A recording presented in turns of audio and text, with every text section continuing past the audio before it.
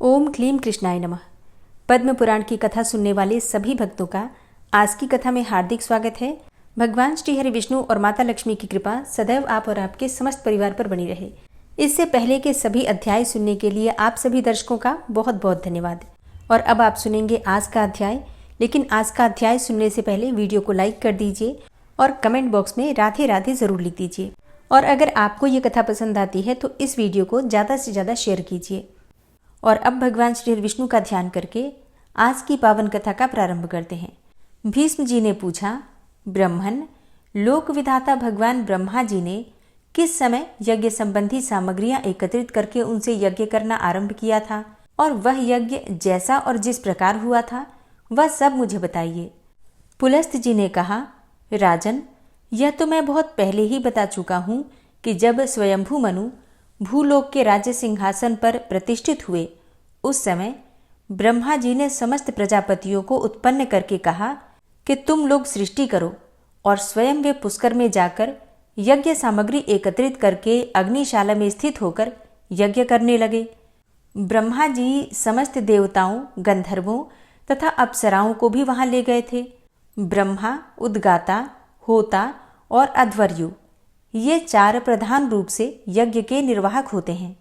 इनमें से प्रत्येक के साथ अन्य 3 व्यक्ति परिवार रूप में रहते हैं, जिन्हें वे स्वयं ही निर्वाचित करते हैं। ब्रह्मा, ब्रह्मणांछसी, पोता तथा अग्निध्र, इन 4 व्यक्तियों का एक समुदाय होता है। इन सबको ब्रह्मा का परिवार कहते हैं। ये चारों व्यक्ति आन्वीक्षिकी अर्थात तर्कशास्त्र तथा वेद विद्या में प्रवीण होते हैं। उद्गाता, प्रत्युद्गाता, प्रतिहर्ता और सुब्रमण्य, इन 4 व्यक्तियों का दूसरा समुदाय उद्गाता का परिवार कहलाता है। होता, मैत्रावरुणी, आच्वाक और ग्रावस्तुत, इन 4 व्यक्तियों का तीसरा समुदाय उद्गाता का परिवार होता है। अध्वर्यु, प्रतिप्रस्थाता, नेष्टा और उन्नेता, इन चारों का चौथा समुदाय अध्वर्यु का परिवार माना गया है। हे शांतनु नंदन, वेद के प्रधान प्रधान विद्वानों ने ये 16 ऋत्विज बताए हैं। स्वयंभू ब्रह्मा जी ने 366 यज्ञों की सृष्टि की है। उन सब में इतने ही ब्राह्मण ऋत्विज बतलाए गए हैं। कोई कोई ऊपर बताए हुए ऋत्विजों के अतिरिक्त 1 सदस्य और 10 मध्ययों का निर्वाचन चाहते हैं। ब्रह्मा जी के यज्ञ में देवर्षि नारद को ब्रह्मा बनाया गया, गौतम ब्राह्मणांछसी हुए और देवरात को पोता और देवता को आग्नित्र के पद पर प्रतिष्ठित किया गया। फिर अंगिरा का उद्गाता के रूप में वर्ण हुआ, पुनः प्रस्तोता बनाए गए। नारायण ऋषि प्रतिहर्ता हुए और अत्रि सुब्रमण्य कहलाए। उस यज्ञ में भृगु होता, वशिष्ठ मैत्रावरुणी, ऋतु आच्वाक तथा च्यवन ग्रावस्तुत बनाए गए। मैं अर्थात पुलस्त्य अर्ध्वर्यु था, और शिवी प्रतिष्ठाता, बृहस्पति नेष्टा, सांश पावन उन्नेता और अपने पुत्र पौत्रों के साथ धर्म सदस्य थे। भरद्वाज शमीक, पुरुकुत्स्य, युगंधर, एणक, तांडिक, कोण, कुतप, गार्म्य और वेदशिरा, ये 10 चमसार्ध्वर्यु बनाए गए। कण्व आदि अन्य महर्षि तथा मार्कंडेय और अगस्त्य मुनि अपने पुत्र पौत्र, शिष्य तथा बांधवों के साथ उपस्थित होकर रात दिन आलस्य छोड़कर उस यज्ञ में आवश्यक कर्म किया करते थे। मनवंतर व्यतीत होने पर उस यज्ञ का अवभृत अर्थात यज्ञांत स्नान हुआ। उस समय ब्रह्मा को पूर्व दिशा, होता को दक्षिण दिशा और अध्वर्यु को पश्चिम दिशा, उद्गाता को उत्तर दिशा दक्षिणा के रूप में दी गई। ब्रह्मा जी ने समूची त्रिलोकी ऋत्विजों को दक्षिणा के रूप में दे दी। बुद्धिमान पुरुष को यज्ञ की सिद्धि के लिए 100 दूध देने वाली गौएं दान करनी चाहिए। उनमें से यज्ञ का निर्वाह करने वाले प्रथम समुदाय के ऋत्विजों को 48, द्वितीय समुदाय को 24, तृतीय समुदाय को 16 और चतुर्थ समुदाय को 12 गौएं देनी उचित है। इस प्रकार आग्नित्र आदि को दक्षिणा देनी चाहिए। इसी संख्या में गांव, दास दासी तथा भेड़ बकरियां भी देनी चाहिए। और अवभृत स्नान के बाद ब्राह्मणों को भोजन देना चाहिए। स्वयंभू मनु का कथन है कि यजमान यज्ञ के अंत में अपना सर्वस्व दान कर दे। अध्वर्यु और सदस्यों को अपनी इच्छा के अनुसार जितना हो सके दान देना चाहिए। तदनंतर देवाधिदेव ब्रह्मा जी ने भगवान श्री विष्णु के साथ यज्ञांत स्नान करने के पश्चात सब देवताओं को वरदान भी दिए। उन्होंने इंद्र को देवताओं का, सूर्य को ग्रहों सहित समस्त ज्योतिर्मंडल का, चंद्रमा को नक्षत्रों का, वरुण को रसों का, दक्ष को प्रजापतियों का, समुद्र को नदियों का, धनाध्यक्ष कुबेर को यक्ष और राक्षसों का, पिनाकधारी महादेव जी को संपूर्ण भूतगणों का, मनु को मनुष्यों का, गरुड़ को पक्षियों का तथा वशिष्ठ को ऋषियों का स्वामी बनाया।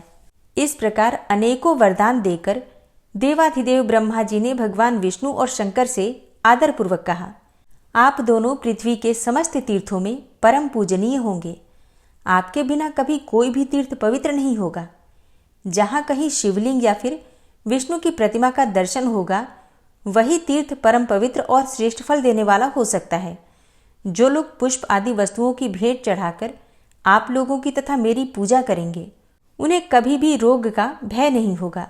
जिन राज्यों में मेरा तथा आप लोगों का पूजन आदि होगा, वहाँ भी क्रियाएं सफल होंगी। और भी जिन जिन फलों की प्राप्ति होगी, उन्हें सुनिए। वहाँ की प्रजा को कभी मानसिक चिंता, शारीरिक रोग, दैवी उपद्रव और क्षुधा आदि का भय नहीं होगा। प्रियजनों से वियोग और अप्रिय मनुष्यों से संयोग की भी संभावना नहीं होगी। यह सुनकर भगवान श्री विष्णु ब्रह्मा जी की स्तुति करने को उद्यत हुए। भगवान श्री विष्णु बोले, जिनका कभी अंत नहीं होता, जो विशुद्ध चित्त और आत्मस्वरूप हैं, जिनकी हजारों भुजाएं हैं, जो सहस्त्र किरणों वाले सूर्य की भी उत्पत्ति के कारण हैं, जिनका शरीर और कर्म दोनों अत्यंत शुद्ध हैं, उन सृष्टिकर्ता ब्रह्मा जी को नमस्कार है, जो समस्त विश्व की पीड़ा हरने वाले, कल्याणकारी, सहस्त्रों सूर्य और अग्नि के समान प्रचंड तेजस्वी, संपूर्ण विद्याओं के आश्रय, चक्रधारी तथा समस्त ज्ञानेंद्रियों को व्याप्त करके स्थित हैं, उन परमेश्वर को सदा नमस्कार है। हे प्रभु, आप अनादिदेव हैं, अपनी महिमा से कभी च्युत नहीं होते, इसलिए अच्युत हैं। आप शंकर रूप से शेषनाग का मुकुट धारण करते हैं, इसलिए शेष शेखर हैं। हे महेश्वर, आप ही भूत और वर्तमान के स्वामी हैं। हे सर्वेश्वर, आप मरुदगणों के, जगत के, पृथ्वी के तथा समस्त भुवनों के पति हैं। आपको सदा प्रणाम है। आप ही जल के स्वामी वरुण, क्षीरसाई नारायण, विष्णु, शंकर, पृथ्वी के स्वामी, विश्व का शासन करने वाले, जगत को नेत्र देने वाले अथवा जगत को अपनी दृष्टि में रखने वाले, चंद्रमा, सूर्य, अच्युत, वीर, विश्व स्वरूप, तर्क के अविषय, अमृत स्वरूप और अविनाशी हैं। हे प्रभु, आपने अपने तेज स्वरूप प्रज्वलित अग्नि की ज्वाला से समस्त भुवन मंडल को व्याप्त कर रखा है। आप हमारी रक्षा करें। आपके मुख तो सब ओर हैं। आप समस्त देवताओं की पीड़ा हरने वाले हैं, अमृत स्वरूप और अविनाशी हैं। मैं आपके अनेकों मुख देख रहा हूँ और आप शुद्ध अंतःकरण वाले पुरुषों की परम गति और पुराण पुरुष हैं। आप ही ब्रह्मा, शिव तथा जगत के जन्मदाता हैं। आप ही सबके परदाता हैं। आपको नमस्कार है। हे आदिदेव, संसार चक्र में अनेकों बार चक्कर लगाने के बाद उत्तम मार्ग के अवलंबन और विज्ञान के द्वारा जिन्होंने अपने शरीर को विशुद्ध बना लिया है, उन्हीं को कभी आपकी उपासना का सौभाग्य प्राप्त होता है। हे देववर, मैं आपको प्रणाम करता हूँ। हे भगवान, जो आपको प्रकृति से परे अद्वितीय ब्रह्म स्वरूप समझता है, वही सर्वज्ञों में श्रेष्ठ है। गुणमय पदार्थों में आप विराट रूप से पहचाने जा सकते हैं तथा अंतःकरण में बुद्धि के द्वारा आपका सूक्ष्म रूप से बोध होता है। हे भगवान, आप हाथ पैर आदि इंद्रियों से रहित होने पर भी पद्म धारण करते हैं, गति और कर्म से रहित होने पर भी संसारी हैं। देव इंद्रियों से शून्य होने पर भी आप सृष्टि कैसे करते हैं? हे भगवान, विशुद्ध भाव वाले याज्ञिक पुरुष संसार बंधन का उच्छेद करने वाले यज्ञों द्वारा आपका यजन करते हैं, परंतु उन्हें स्थूल साधन से सूक्ष्म परात्पर रूप का ज्ञान ही नहीं होता। अतः उनकी दृष्टि में आपका यह चतुर्भुज स्वरूप ही रह जाता है। अद्भुत रूप धारण करने वाले हे परमेश्वर, देवता आदि भी आपके उस परम स्वरूप को नहीं जानते, अतः वे भी कमलासन पर विराजमान उस पुरातन विग्रह की ही आराधना करते हैं, जो अवतार धारण करने से उग्र प्रतीत होता है। आप विश्व की रचना करने वाले प्रजापतियों के भी उत्पत्ति के स्थान हैं। विशुद्ध भाव वाले योगी जन भी आपके तत्व को पूर्ण रूप से नहीं जानते, आप तो तपस्या से विशुद्ध आदि पुरुष हैं। पुराण में यह बातें बारंबार कही गई हैं कि कमलासन ब्रह्मा जी ही सबके पिता हैं, उन्हीं से सबकी उत्पत्ति हुई है। इसी रूप में आपका चिंतन भी किया जाता है। आपके उसी स्वरूप को मूढ़ मनुष्य अपनी बुद्धि लगाकर जानना चाहते हैं। वास्तव में उनके भीतर बुद्धि है ही नहीं। अनेकों जन्मों की साधना से वेद का ज्ञान, विवेकशील बुद्धि अथवा प्रकाश अर्थात ज्ञान की प्राप्ति होती है। जो उस ज्ञान की प्राप्ति का लोभी है वह फिर मनुष्य योनि में नहीं जन्म लेता। वह तो देवता और गंधर्वों का स्वामी तथा कल्याण स्वरूप हो जाता है। भक्तों के लिए आप अत्यंत सुलभ हैं। जो आपका त्याग कर देते हैं, आपसे विमुख होते हैं, वे नरक में पड़ते हैं। हे प्रभु, आपके रहते हुए इन सूर्य, चंद्रमा, वसु, मरुदगण और पृथ्वी आदि की क्या आवश्यकता है? आपने ही अपने स्वरूपभूत तत्वों से इन सब का रूप धारण किया हुआ है।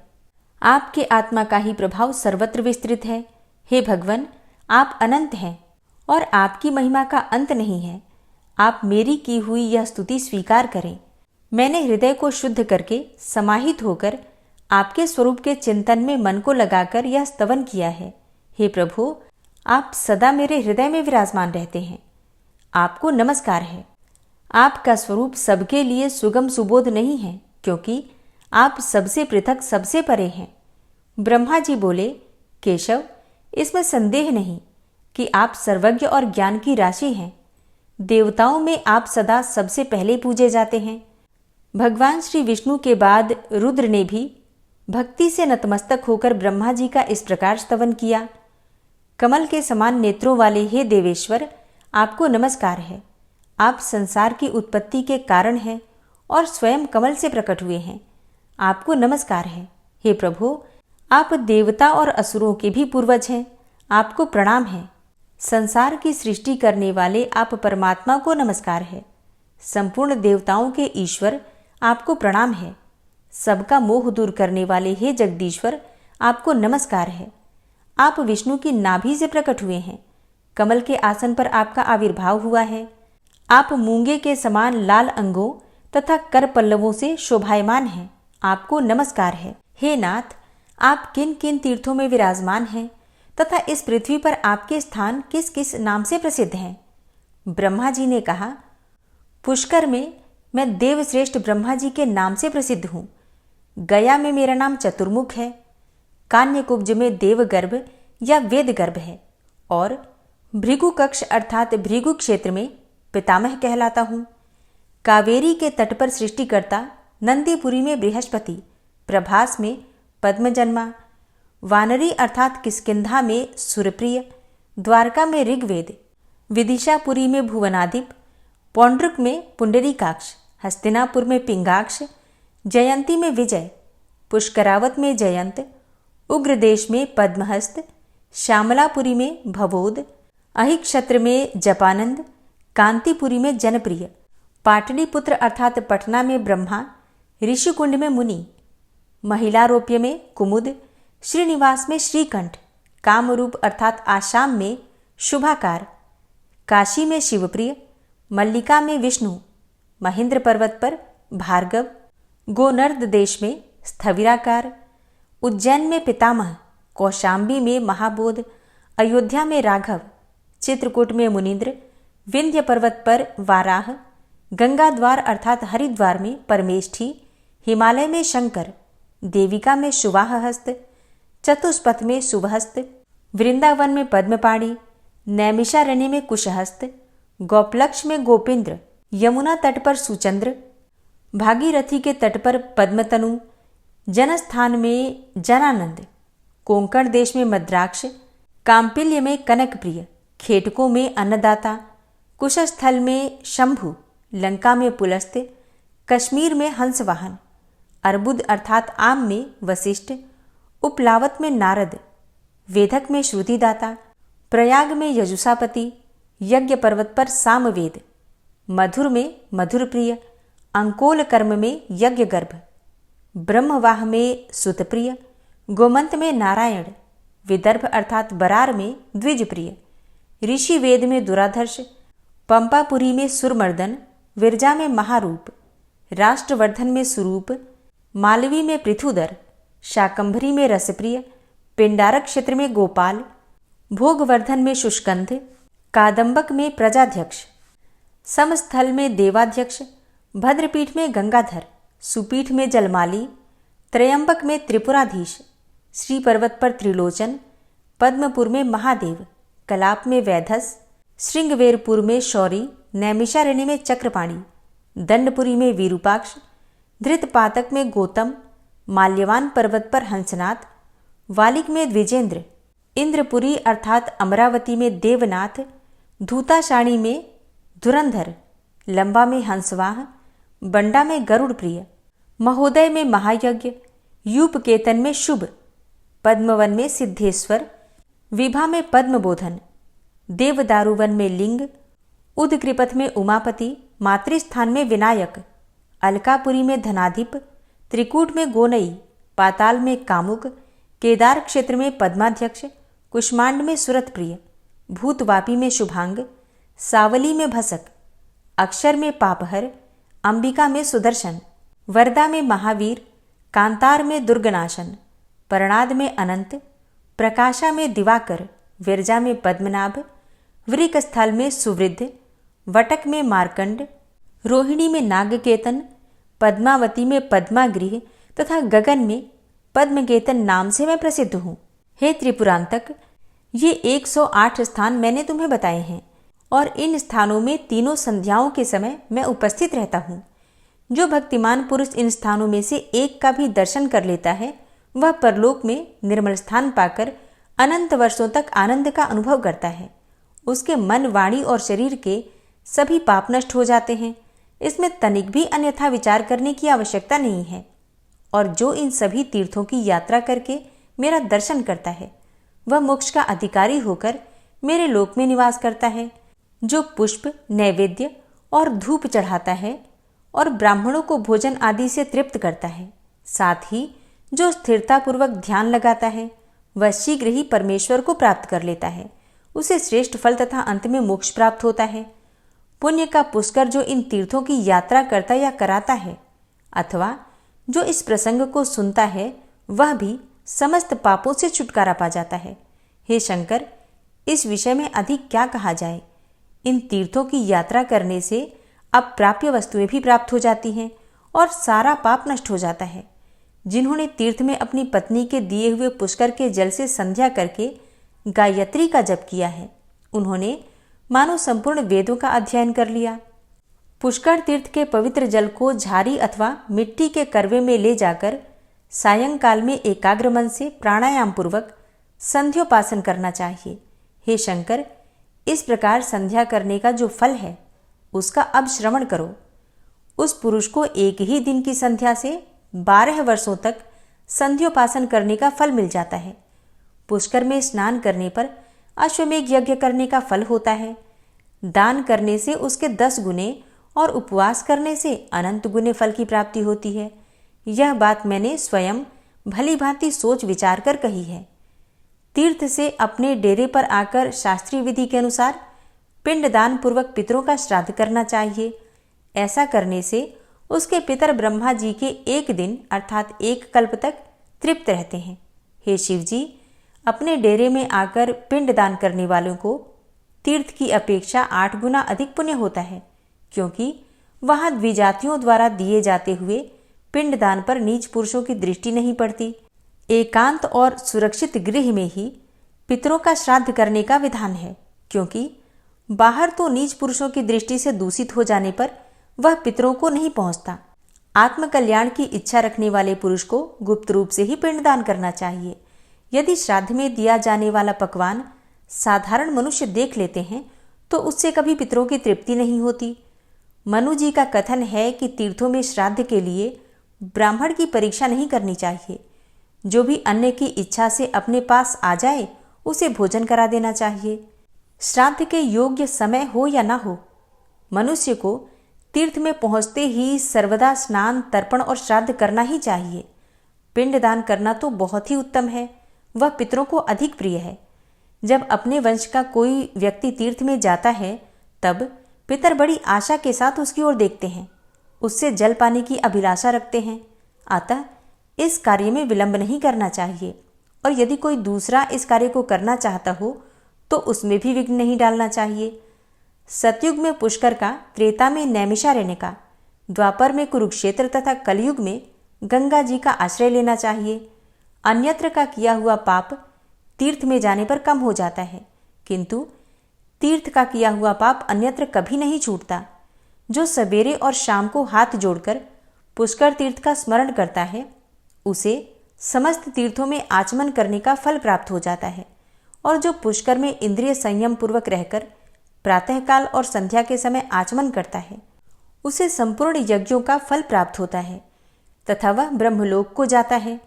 जो 12 वर्ष 12 दिन 1 मास अथवा पक्ष भर भी पुष्कर में निवास करता है, वह परम गति को प्राप्त करता है।